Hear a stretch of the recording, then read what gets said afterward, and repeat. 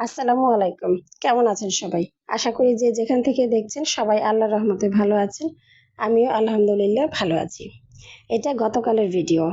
গতকাল আমার ননসের বার্থডে উদযাপন করা হয়েছে।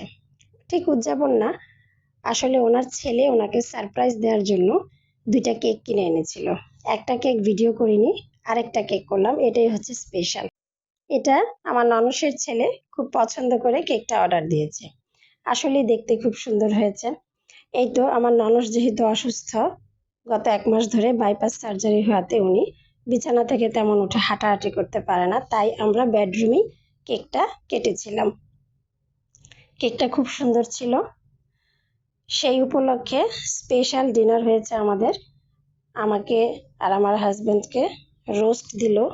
তারপর এটা হচ্ছে লবস্টার ভুনা, আর হচ্ছে দিয়েছে ইলিশ মাছ ভুনা।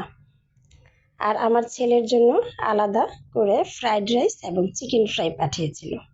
এই তো ছিল আমাদের স্পেশাল ডে। যদিও আমার ননসের বার্থডে ছিল ২০ তারিখ। এই তো ভাত খাওয়ার জন্য আমি শসা কেটে নিলাম, আর প্রথমে লবস্টার দিয়েই খেতে চাইলাম।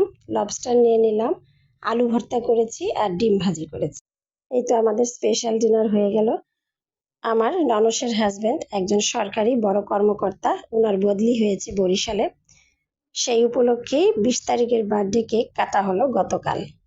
যেহেতু দুলাভাই ছিল না, তাই দুলাভাই আসার পরে এইটুক কেক কেটে আমরা সবাই একত্রে জাস্ট খাওয়া দাওয়া করলাম।